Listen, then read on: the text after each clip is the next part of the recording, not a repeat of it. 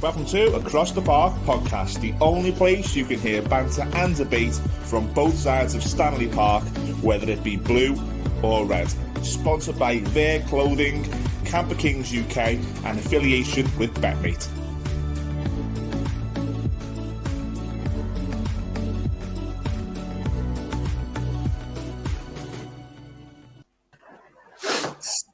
Hello everyone, welcome to Across the Park podcast, episode 30 of the 2021-2022 season. Can't believe it's this season, it's not over yet, Pricey.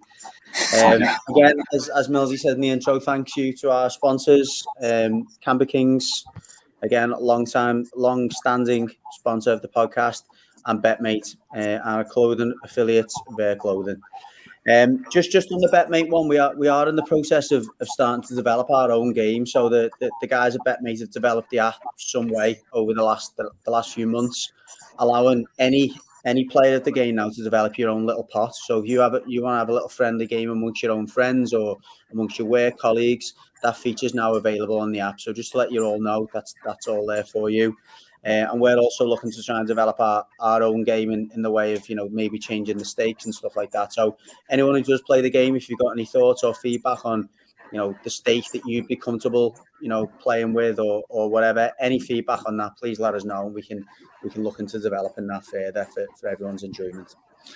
Okay, so into this week's podcast, we're going to cover the FA Cup ties, unfortunately, but we're going to be looking specifically at two topics this week, which have been fed by our listeners. The first one will be, the momentum, I guess, that's growing around Liverpool's charge for 4 trophies this year. We'll be speaking to the Reds about whether they think that's possible or what the chances of that are. Bearing in mind that obviously Man City are fighting for them trophies with them on all fronts at this stage.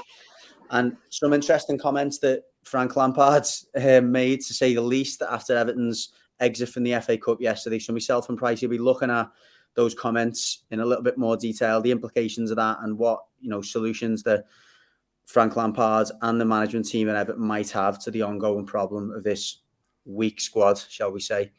So I'm going to start with the Reds, Gary. I know we had a question specifically from a listener on this, but I'm going to hand it over to you in terms of your pursuit of the quadruple.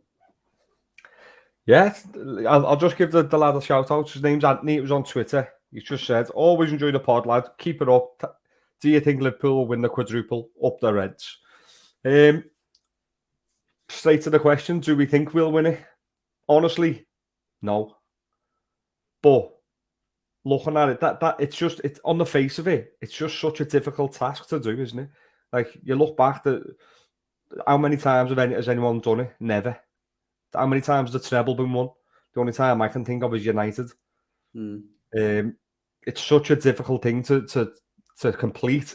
Winning the treble, never mind all 4, even doubles. It's just it's just hard. So on that basis, no, I don't think we'll do it because it's just such a big ask. But having said that, if you look at us and you look at the teams we've still to play, we're in the quarter-final of the Champions League, we're in the semi-final of the FA Cup. All right, the semi-finals against Man City. But can we do it? Absolutely, yeah. We're definitely good enough to do it. We've definitely now got the squad to do it. It's just I can't see us being at the end of the season and having all 4 trophies. It's just unimaginable at the minute. But God, I hope we do. I think it's a thing. Just from my perspective as a Blue, it's obviously in your hands now, which is quite scary in the sense that you've still got to play Man City, which means that you can reverse that. Or you can take over them if you beat them. You've obviously got Man City in the semi-final. I think the thing for me, and this is without being biased, Hughes winning all 4 means that Man City won't win anything, and I just can't see them not winning anything. If that makes sense. Not that I've seen everything in my lifetime as an Evertonian looking across the park. I've seen you pull off the impossible. So I'm not going to sit here and say Hughes won't do it because I know I'll be eating my words in a few months' time if I do. I just can't see Man City not winning anything, if that makes sense. You need a lot of luck to win a treble or a quadruple. You need a lot of luck. If you look at Man United back when they won it, they had Michael saving that penalty and they had a few games. No, I'm saying it. So it doesn't even come down to how good you are. Well, it does, but it's not just about that. It's about having luck. These little decisions going in your way, in your favour and stuff. So that's why I think it's hard to win, as you say, a double, treble, quadruple, and I can't see it happening myself, because you need so many things to go in your favour. Even skill aside, you need so much to go in your favour. So I'll cross my fingers and hope you just don't win it. But that's the reason I don't think you're a winner. Not because you're potentially not good enough to win the games that are in front of you. It's just because something always goes against a team somewhere along the line. Sorry. Still on mute, Phil. Still on mute, Phil. You actually sound better though with on mute, so we'll leave it. I think someone muted me as I unmuted myself. It's dangerous to even talk about the quadruple, really, because the danger of it is you end up doing a double and there's a sense of disappointment because you sort of believed or thought it was highly likely that you were going to win a quadruple. And that's the issue with even bringing it up as a topic for me. As you said, so difficult to do, statistically unlikely. But like Pricey just said there, like, you need things to go your way. Now, we were the better team yesterday, but things went our way because, Forest missed the sitter basically, didn't he? Right, like towards the end of the game. We got through that game and we won. And at this end of the season, if you're going to win trophies, that is all that matters, nothing else. But you do need touches of luck. And the striker, I don't know his name, whoever missed that for Forest, I'm sure he puts that away most weeks. I think their captain even come on at the end and said, that's us, that's our trademark. Right wing, lash it across the box, striker puts it in.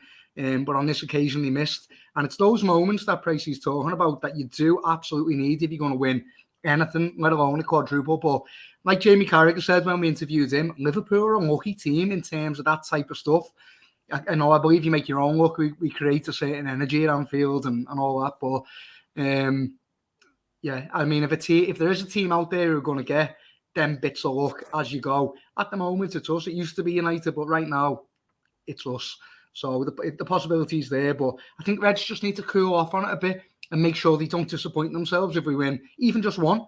Just the Premier League or just the Champions League, that is not a disappointing season. It's not a failure. It's something to be celebrated, an amazing thing. But, as Gary said, it's a live possibility. So you've already won the Carabao Cup, though. So is that the one? I was just going to say to Phil, how would you feel if at the end of the season we're sat here and it is just the Carabao Cup? No, when I'm saying just one of them, I mean the Champions League or the Prem. But that's what I'm saying. So you're disappointed now if we come away and it's only the Carabao? Oh yeah. We all would be, wouldn't we? See, that's what's going to be horrible. Like there is a chance. Obviously, you don't want to, downplay how difficult the Champions League's going to be.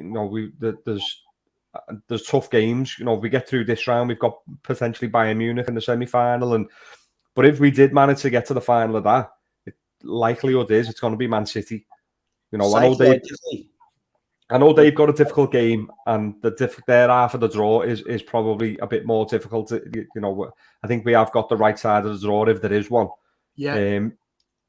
We could be going into that with having played them in the FA Cup semi-final, so whoever wins that has got a bit of an edge.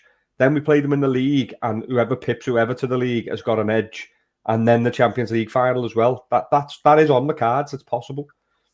And imagine coming away from all them, losing every single one of them. It's pretty damaging, that, isn't it? For either team, though. For either team. That's what I was going to say then. Psychologically, is it the FA Cup you played them in first? Yeah. It will be at the semi-final, yeah. Those two games. Or the league. I mean, obviously they're very important anyway. But if you beat them, for example, in the FA Cup, then you get a result against them in the league. Suddenly, all the momentum and all the pressure's on them, isn't it? I think it will be the league first, actually, because we've got Watford when we come back after the international break. Then it's the Champions League. Then it's City. Then it's the Champions League again. Yeah. So I think it'll be the league game first. We play them. It is, yeah. There's 6 days apart. They are the league game and the FA Cup game, yeah. But talking about the Champions League and, touch wood, if we could get to the final and it was City, would you rather have got them and played City over 2 legs, or do you think we're more likely to beat them in a final? I said when the draw was happening, I know everyone's looked at our draw and, we've got Benfica, and then if we get through, it's Bayern Munich or Villarreal. We've avoided the 2 English teams. We've avoided the 2 Madrid teams, which are notoriously difficult games. But when the draw was being made, I was thinking to myself, I want Man City now. Just get them now. Get it done. if they're going to beat us, if we're going to beat them, I reckon there's more chance of us beating them over 2 legs than there is for them. I think in a one-off game, anything can happen. If we got them in the over 2 legs, and then in the first game we go 1-0 down, we go 2-0 down, whatever it may be, we end up losing the first game, I still have every belief that we can do them in the second game enough to get through. Whereas if that happens in the final, that's it. It's over. It's done. And for me, I'd prefer to play them over 2 legs. It's who the better team is, really, because I think 2 legs always suits the better team, because if you're better, you could get a one-off game, but over 2 legs, the better team will come out on top. And in years gone by, I think, you will probably give that to City. We're absolutely capable of winning as much as them, but man for man, squad for squad, they were probably the better team. I don't know if that's changed now. You look at the forward lines, the defence, I think... I think the forward line is a big thing, a very big thing. And now, and I'm not saying that theirs isn't good. It's obviously still one of the best in the world. But I just think that the quality we've got and the quality and depth that we've got now is just, I don't think they can match that. And I think Neville said that recently in the chase for the league, that he thinks Liverpool's squad forward line depth is going to be the difference. And I think, as you're saying, they're over 2 legs. That would become a big issue, a big part of the game. I think even if one of the normal front three, or whatever the usual front three that we will be playing at the time is off it, you've got another 3 of them on the bench there who can come on and slot right into the team and immediately make it better. Yeah, they're not going to fire blanks twice, are they? That's what I mean. And even if they do, you've got other players there who are going to come on and do a job, but who can have that impact. It's not that they're better players, but as we're saying, if one of them is having an off game, the player that comes on likely is going to make us better. I think something that the Nottingham Forest game showed us is that we do struggle without Trent. We are not the same team. Gomez can come in and play great, play to the best of his ability, and he's more defensive than offensive. But Liverpool lack. I think when teams put a press on us, we haven't quite got as many outball options as we normally have when Trent's up there. So he's potentially injured for a number of weeks, as Klopp said yesterday, with a hamstring injury. How worried are you, Gary? Do you think it's all just, for the internationals? Or in fairness, if he is injured, I am a bit worried, because hamstring injuries, if you get him back too early because you think you need him in these big games, and he has actually got a strain, then the risk there is, do you bring him back early for the big games, or do you wait until he's 100%? In my mind, I'm hoping, and I think it probably is a bit of mind games where he's keeping him back from England. And I think rumour has it, one of the lads said in the group today that apparently Robertson's got an injury now and he's not going to go away with the international. So if that's right, and if that's true, and they are sort of playing these games that we know clubs have done over the years. Alex Ferguson used to do it at United all the time when they were winning everything, or when they were challenging to win everything. It's about time that we do it. I think we have done it now in the the most recent times, the last couple of years. But long may that continue, because these international breaks are crucial points of the season. It's just ridiculous. It's absolutely ridiculous. Especially when you're at, where the topic of our conversation here is, can Liverpool go and do the quadruple? And then you're getting into your stride, you're winning games, you're getting through competitions, and then you're losing half your team to go and play international games. It's just ludicrous. You're talking about what historically happens there, Gary. Historically, we do lose players at internationals, not just to be into game. They always seem to get injured, whether it be training on the pitch. Joe Gomez most recently was that a broken leg at international training. Yeah, we never really found out what happened there either, did we? No, that's true. Yeah, it didn't get compensated for that. But so I'm with you. Hopefully it is just a bit of that, and we've got form, so good chance that it is. Yeah, I think Salah and Mane as well. I think they're playing each other again in a crucial World Cup qualifier. Yeah. How are they still mentioned that, didn't he? That they've got like Mane in particular, got a really big game coming up. Not that it's not big for Salah, but I think he was saying that it's not just like for certain players, it's not just international games. We're talking about the crucial international games that have obviously got stuff riding on them. That's what I mean. And after the AFCON final, Egypt are going to want to do a number on Senegal there. Salah's going to want to try and prove a bit of a point, and it's massive games for both of them players, and they're both crucial players for us. You know, Mane started getting a bit of form back again. He hasn't had the greatest seasons, but he started getting a bit of form back now. Salah's obviously Salah. He is what he is. He's a mainstay in our team. But the biggest thing for us now after this international break is everyone gets back healthy and fit, and we can be ready for the Watford game. This is why I think even more so that they're probably sort of fake injuries, because if you were going to pull anyone back from international duty, it'd be Salah and Mane, wouldn't it? But it means more to them. I feel like it means more to them. Maybe I'm speaking out of turn for Robertson, but I don't think you could tell Mane that you can't go and play a crucial game for Senegal. I don't think you could go that fly, but I can imagine Trent isn't asked. He's not even first choice, is he? I think that would be a big point for Trent. The fact that he gets overlooked quite a bit when it gets to tournaments. You know, he seems to be able to get his game when it's friendlies and things like that. But as soon as tournaments and the main competitions come round, he gets overlooked. So I think the fact that happens, he's probably a bit more, fuck England type thing. But again, I hope it is. I hope it is a bit of mind games. I hope it is a bit of, you know, a bit blag, because if he is injured and he does pick up or he does come back a bit too soon, he does strain it a bit more, and we lose him for longer than we need to, then that's devastating for us, because as you pointed out before, he's crucial to how we play, which is mad because he's a right back. Yeah. I think the last point to touch on, Gary, is, you know, we thumped Leeds 6-0. That was a few games ago now, and since then, we've drew 0-0 with Chelsea, we scraped past Norwich, scraped past West Ham, we got beat by Inter. How's the form for you? I know we're getting on most games won apart from the Inter, and that didn't matter as much. But is that a worry for you?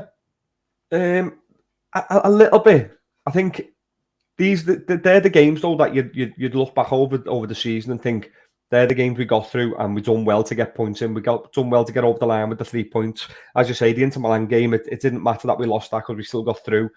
The West Ham game, it was a really tough game. We expected that to be tough because they've had a really good season. West Ham, we know they can cause problems. So the fact that we weren't at our best, and you know, although we know we're not playing to the best of our ability, you've got to give these other teams credit as well, because they're giving us a game. You know, if we are turning up at these games thinking we just need to turn up, then we're getting shown that we've got to work for it. But the fact that we are working for it and we are getting through, we're getting over the line. What I do like is a lot of these games, we're keeping clean sheets again now. It's starting to feel like if we get 1-0 up, we can get through it. Do you know what I mean? Like that a couple of seasons ago when we did win the league, it was like we go 1-0 up and that's it, the game's over. We've won. Yeah. If we can get back to that and start it in that bit of form and that bit of consistency of clean sheets again towards the end of the season, there's no better time to do it. Winning 1-0 and scraping victories is a sign of a decent winning team now, isn't it? Man United never used to batter teams 3-4-0 when they were at the height of theirs. You know, you've got to get these little Chelsea. Yeah, you got to get they were loads of 1-0s when Mourinho was in charge. You've got to get them. I know City are probably the opposite of that, and they're the outlier in it because they do score a lot of goals. But proper teams who win and dominate, they get them 1-0s and they scrape victories more often than not. And if you are going to win a quadruple, you're not going to do it winning every game in spectacular fashion. You've got to scrape over the line against Nottingham Forest in the quarters. Like that stuff's got to. If you're going to win a quadruple, you've got to have that. And the other thing is, we basically played a B team there, didn't we? Most players were not first 11. So that's the other thing that comes into performances. And it's not even about their ability levels. It's that, they're coming into the team, they're playing with players they're not used to playing with. The relationships aren't quite as strong. So you've got to contend with that as well, haven't you? And we've managed to successfully rotate to a degree. Because, at the weekend there, what was about 8 players who wouldn't be first team? Gomez wouldn't, Tsimikas wouldn't, Kanate possibly wouldn't. Chamberlain. Chamberlain, Keita. Harvey Elliott. Quite a lot of players who probably possibly weren't first team there. Well, we've seen that with the changes, didn't we? That we made some serious changes there. Thiago comes in, Henderson comes in, Diaz comes on. You're making these substitutions that I know you're the Nottingham Forest man today. You're thinking we've done well here to get to this point, and then you look over and they're the subs coming on. You're just thinking, oh, for God's sake. So that is what, and that's what goes back to what I said at the start. If it did come down to us against City in these games, that's what I think will get us over the line. I think the fact that we've got such good depth at the moment, as long as we can keep them fit, although I don't think that we can do the quadruple just because it's such a big ask, at the same time, I don't think it's absolutely impossible for us because we are that good and we are showing, as Price said before, we are showing these signs of such a good team where we're getting these 1-0s, we're getting over the line in these big, although on paper they're not big games. It's not Man City, it's not Man United, it's not Chelsea. But the West Ham game was a very big game. They've took points off big teams this season. They've had a really good season. That's a big game to get over the line in and be able to keep a clean sheet in. So the longer that goes on. But back to your original point, I'm worried. I do think we need to start performing better. I think the performance of the team itself, rather than getting over the line in these games every time, we can't do that every week. It won't happen.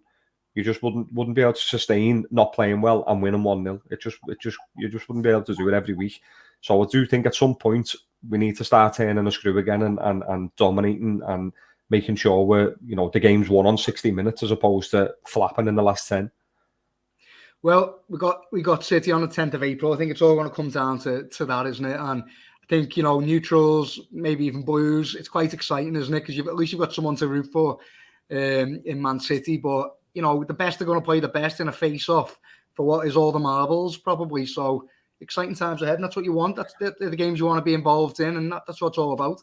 I think what's big for us now is we play Watford at 12:30 on the Saturday when we come back, and we can go top of the league. We can put the pressure. I don't know who their game's against. It's probably Norwich, Jerome or something, but whoever they play after we play Watford, if we're top of the league, that's a massive point. We haven't been top since, I think they said on Sky the other day, we haven't been top since November or something like that. And Man City were 14 or 11 points ahead of us in January. And then going into April, we can be a couple of points ahead of them. Psychologically, we already know that they're thinking about Liverpool. We already know how much they talk about us in interviews when they're not even asked. But for them to be going into that game on the weekend and Liverpool are ahead of them. Burnley. Yeah, that's we've got Watford at 12:30. They've got Burnley at 3. See, relegation teams. I don't think I don't think it'll be an easy game for Liverpool. It'll be tough because they're fighting to stay up, as are Burnley. So in an ideal world, we'd have been 8 points clear and we could have let Watford beat us. But but yeah, it's not going to be easy. It'll be tough games, but it'll be equally as tough for City. We've seen Burnley do this over the years. They've been in the bottom 3 and they've scraped the way out of it. Hopefully they can do it again against City. Yeah. Tell you what, I know Millsy's been renowned for this in the past, but my Man City shares is on order for this weekend. I've never wanted Man City to win a game as much as I have this weekend. I'm sure it's only going to intensify as the season draws to a close. Yeah. But no, I think that sums it up for where Liverpool are at the moment, doesn't it? Is there anything else? No. And that on behalf of the listening Evertonians who've had 23 minutes of thinking about Liverpool winning a quadruple. Just before we do move past Liverpool, we have had a few questions about this, so I better bring it back to the fore again. You will have seen the bar if you're watching on YouTube along the bottom, which says there'll be 3 monthly prizes available for our subscribers. Thank you. So whoever's just put that one up, I think Pricey or maybe Phil. So without further ado, I'll show you what we've got available for this month. So we'll be drawing this at the end of the month. So for those watching on YouTube, we'll see a signed shirt from Robbie Fowler. A lot of fans know him as God. I think he was certainly up there with one of Phil's all-time favourites and Gary's as well. But signed Robbie Fowler shirt, which we'll be getting put into a nice little presentation box for you as well. It's going to look better than it does on my counter there, my kitchen counter.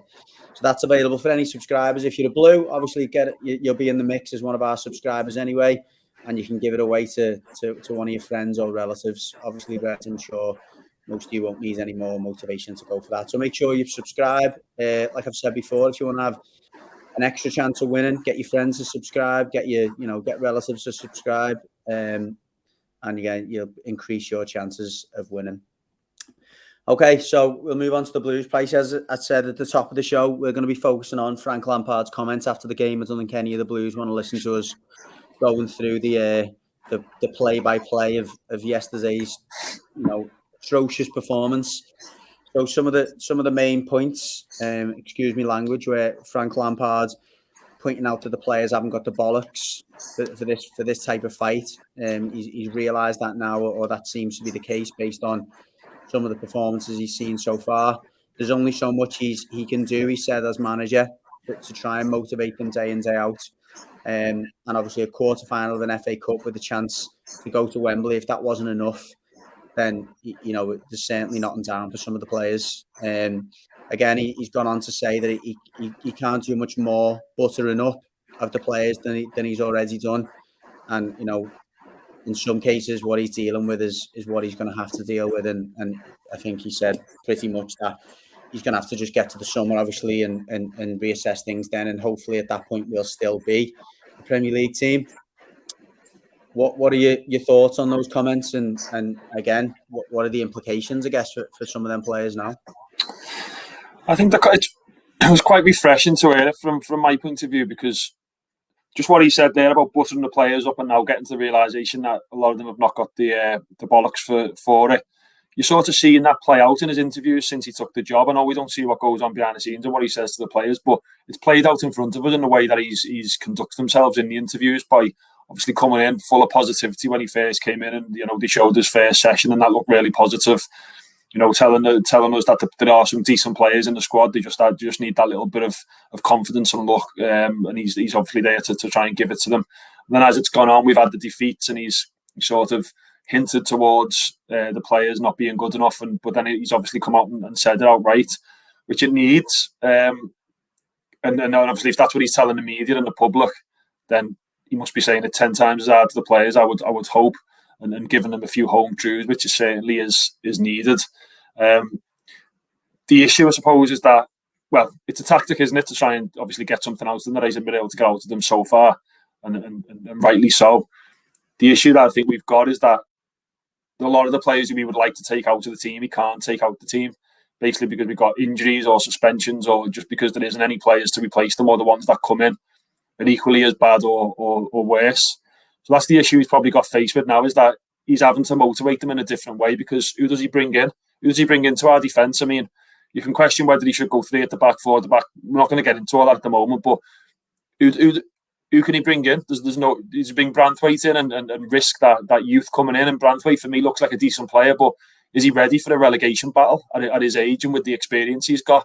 You might argue that, well, Michael Keane doesn't look like he's ready for a relegation battle either, and neither does Mason Holgate, but at least they've got that experience and you know, of playing in the Premier League and you know, having to forge, Mike Keane especially at Burnley, having to forge victories out. He's got that experience there, even though his confidence is low and he's hasn't got the quality, let's face it. But that's where Lampard, I think, where he's faced with is, who does he bring in? What does he do? He's tried different systems, he's tried different personnel. They've all let him down to a certain extent. So what does he do? And then you fast forward that onto the summer, which I think we'll get into, and who can he get rid of realistically with the contracts that are in place, and how much money can he generate in order to bring in new players? So that's the problem for me. Is the players aren't good enough. He's recognised they're not good enough. He's telling them they're not good enough. But at the end, he's stuck with them, and that's worrying. That's the worrying part for me.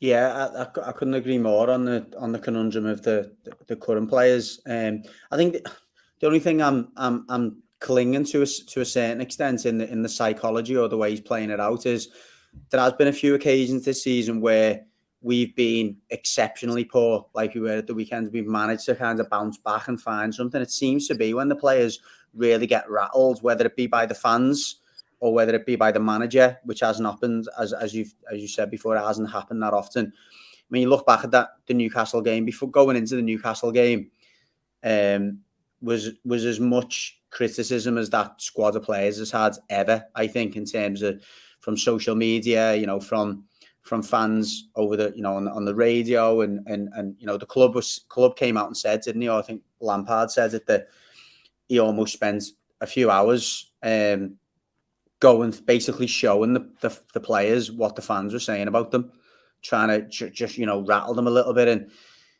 you know, we spoke about it briefly in the instant match reaction after the Newcastle game. I'm not sure that had the desired effect. It almost sent them into the shells, didn't it? It took them an hour to kind of, you know, almost overcome the fear of potentially losing again. We've seen in the earlier on in the season, I can't remember who we played before it, but going into that Arsenal game at Goodison where it got a bit of a reaction from the players. I can't remember. I think we had a particularly poor result before that game as well, but that seemed to shake them up a little bit. It's obviously not. It's not ideal, and it's far from a natural occurrence to have to constantly, shake up players of the experience and supposed quality of some of them have got. But it seems like that. It seems like he feels like that's the only option he's got now, isn't it? But there's only so many times you can use that. Yeah, I know. Type of motivation. After a bit, motivational words just become like any other type of word. It doesn't work, and having that effect. And the videos of the Everton fans, and I think Ken Wright done a speech from what I read in the paper and stuff. You can only do that once. You can't do that again the next game and go, right, we're getting the fans out again, boys, and this will motivate us again. Comes down to the fact that the professional footy players they need to get a grip of themselves and show some balls and show that they can do it. If they can't perform unless the Everton fans are behind them, what hope have they got? So yeah, it worked to a set. Well, and I agree with you, it didn't work actually. I think they did go into shells, and some players sort of got worse for it. Just looked like the pressure had got to them. So. But there's only so many times you can use that type of tactic, and it's just got to the point for me where it's just about who can we take out of that team, and who can we rely on that might not be the best footy player. Like John Joe Kenny, for example, is not the best footy player. I got a feeling he's in the team because of his attitude. That's why he's in the team over Mikalenko. For me, no, he's not better than him as a footballer. So he's in there for his attitude. So when you get into a relegation fight about which players can he put in there that have got that attitude that are going to get us out of it, and then it comes that again. Once it comes down to who can you put in there that's got it, because nobody's showing that they've got it. At Townsend, I was made up to see him in the team because he's the type of player who's working hard and putting a shift in. Gordon's the other one. Apart from that, Godfrey looks like he's gone again. Do you know what I mean? Yeah, you're right. Oh, you're right. I think John Joe Kenny. I think Seamus Coleman, although his form has been so patchy again, you can never question his attitude, can you? Per se, he's never going to be someone who give up the ghost. He's certainly not the player he was a few years ago, as we've said on many occasions. But he'll be the last person to, he'll fall on his sword, if you will. Anthony Gordon, again, I don't personally think some of his performances have been as good as maybe Frank Lampard's making out. But again, like you say, you can't question his attitude. And yeah, I think you're right. I think, but you are clinging. You're struggling, aren't you, to go any further than probably those three. Like you say, Godfrey would have been one of them. But again, I think he was another one at the weekends who give up the ghost and kind of down tools. But yeah, we had a message on Twitter from Rushan, and he said, "Gents, how is it that Everton can only play 20 minutes of football and then fall apart? Every player on the ground gives up. It's unexplainable." It's like, go on. I was going to say, it's true. It's like Groundhog Day for us. We come out all guns blazing, but Lampard said it after the game when he's again interviewed. He was like, "It can't be that." Whether you agree or not, we come out for those 20 minutes. They've got the message from the manager, and they're sticking to the message until a goal goes in. Basically, once a goal goes in, it's like they forgot what they've been told, and they just revert to type. So for me, it does come down to the players' attitude, and the players not sticking to the go. Okay, we've lost the goal, but let's stick to what we were doing because it was. He basically said right. That he's not having that. It's the tactics. It's not the tactics anymore because you were doing well for 20 minutes until the goal.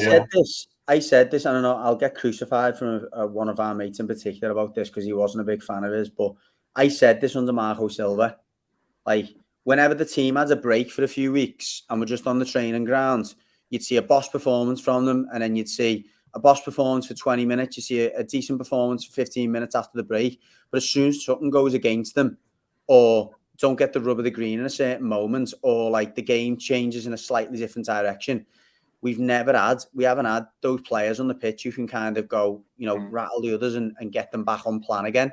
I'm not saying, by the way, I'm not turning around and going, "Oh, Marco still was the man," and all that, because he lost the dressing room. But again, it was a man management thing where he couldn't pull them back from the point they got to. I don't think, I'm not saying all of our managers have been, Koeman probably wasn't, the answer for a different reason. But again, he probably wasn't the worst manager or coach in the world. It's these players, and I think what's refreshing, as we said off the show, Pricey, is he turned around Lampard and went, I'm not having this. I'm not going to be the person another manager who's going to get pulled down by this group of players. I'm going to tell them whether it makes me the bad person here, or they turn on me. I'm not having these fans getting kidded by this squad of players again. Do you know? I was just thinking, you've got to have the backing, like the clear backing of the dressing room, to be able to make a move like that, because there is a risk now that you'll lose players by calling them out. Sometimes that's a risky thing to do. It can be the start of the end for a manager. Not under these circumstances. It's too early, and I think Everton have landed on a manager where everyone agrees we have to give him time here. So I think him saying that is also a sign that he really does have the confidence, and maybe he has been told, you've got a few years here to... otherwise, it's a risky call, isn't it? Well, just it is. But even... Sorry, Gary, go on. Right. I was going to say, we've had a message off Nick Morris, and he said, anyone against Lampard already? Let me ask you what you thought of Moyes within the first 10 fixtures. Both managers at the minute have got the exact same record. We need to be patient, just as Arsenal have been with Arteta. You can do fuck all while the players are all crabs. Now, I brought that in because you aren't really slating Lampard. If anything, you're backing what he's saying and getting behind what his message is, because you've seen, as we've said over the past few probably months now, the same group of players has been through how many managers. There has been a few little things I've seen looking through Twitter. There's been a few people starting to get on Lampard's back a little bit, but I can't see them being the fans who are in the ground, because I think the majority of people who are there, they, as you have said on this many times, these same group of players, if it's the main body of them, have been through 5-6 managers in the past so many years. Well, the thing is, after Benitez in particular, what the Everton fans were looking for was, one, someone who cares; two, someone who's going to go and be positive and go and get the team playing on the front foot; and three, someone who's going to get the fans.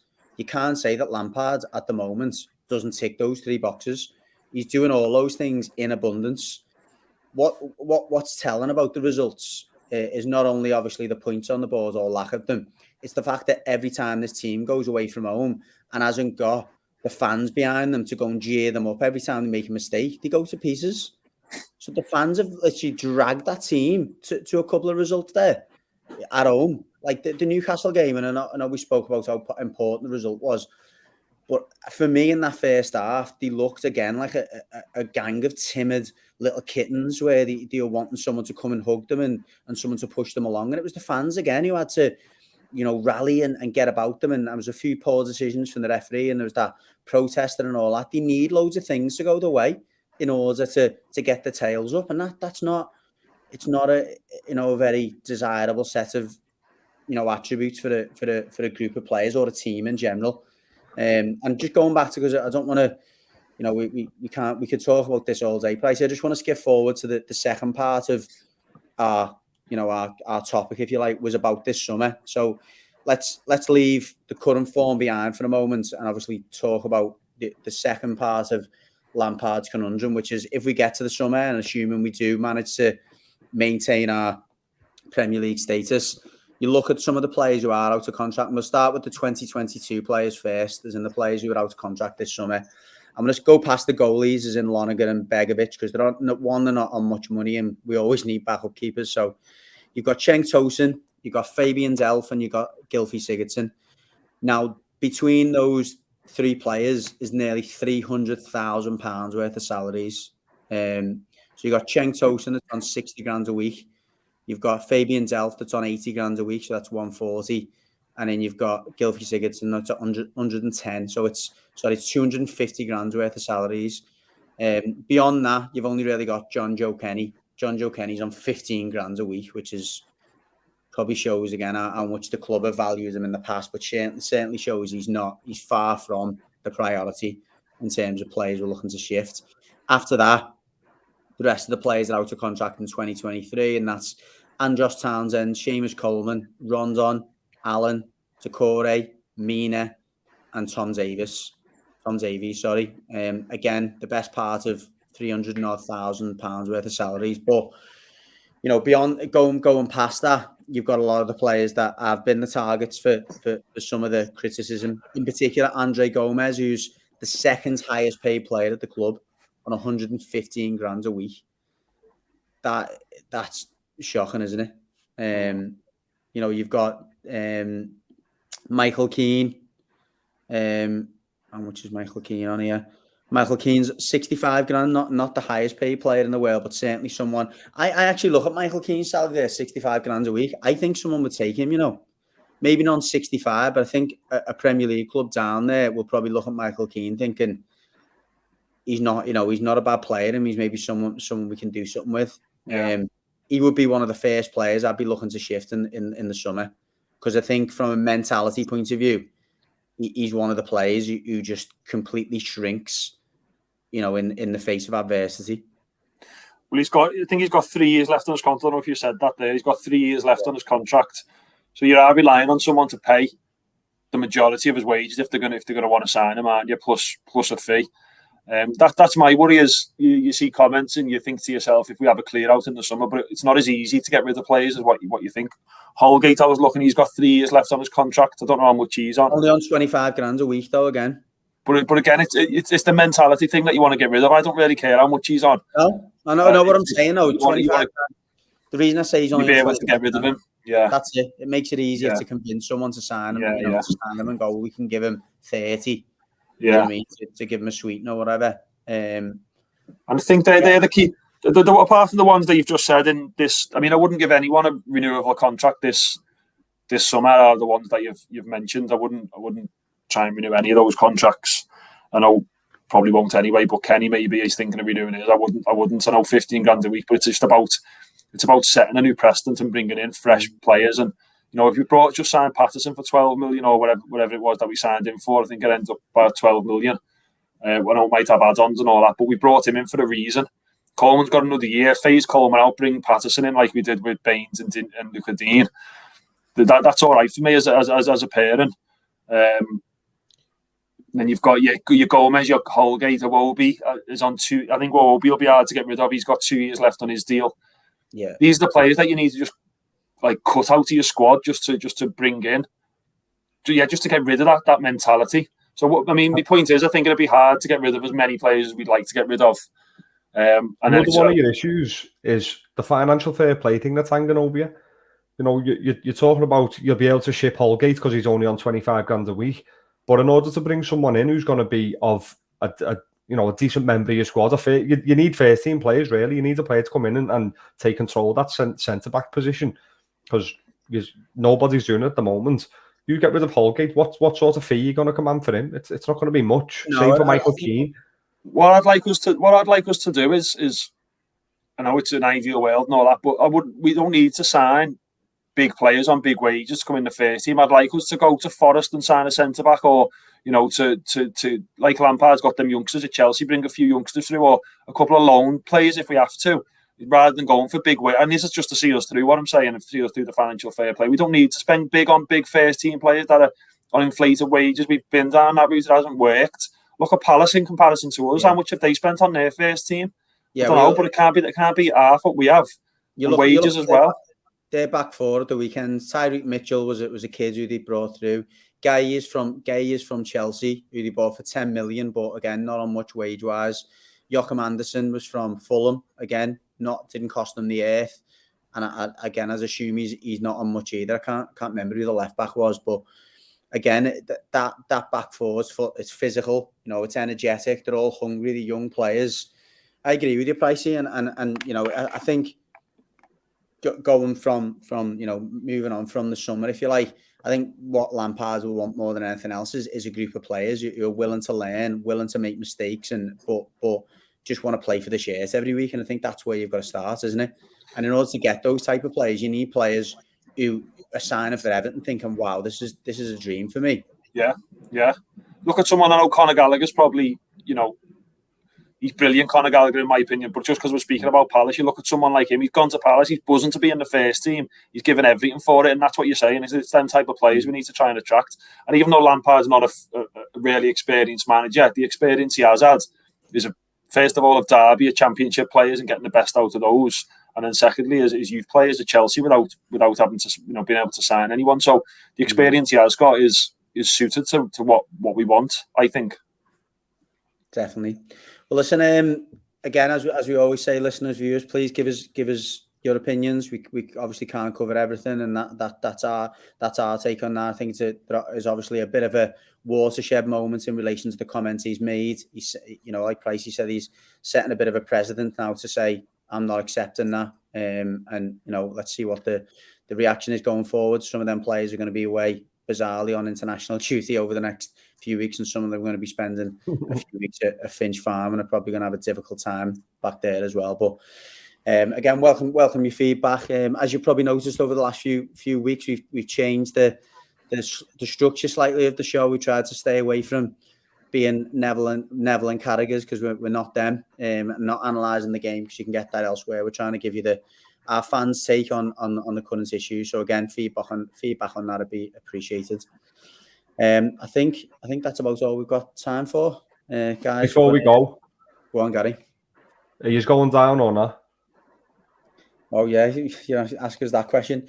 No, I don't think we are. I mean, look, the next few fixtures will tell us a lot in terms of how the players, like Phil said before, it's a big.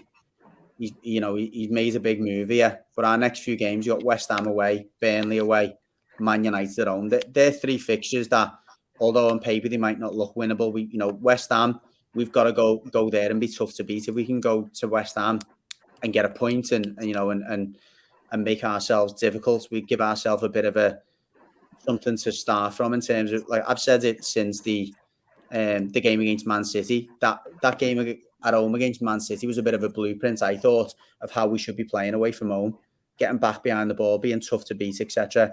We've got to go and do that at West Ham. Burnley away is a must-win game, or it's at least a must-not-lose game. And then you've got Man United at home, which is a chance, really, not a free hit per se, because United are certainly very beatable, but it's a game really where the players have got a chance to again go out and show they've got some character, but have they got the quality to beat one of the better teams in the league? That will tell us all we need to know, won't it, Pricey? Yeah. I'm not going to say, well, I don't believe we'll go down, but I think it's going to be knife edge stuff. I really do, especially Watford Burnley games. Knife edge stuff once we get playing them. See how it goes. And like you, Reds, we'll need some luck along the way, won't we? Yeah. We need some luck along the way to stay off now, although it is in our own hands. There's definitely going to be a bit of luck that plays its part. So lend some luck. All right, well, cheers, everyone. Thanks for tuning in again, and we'll catch you all next time.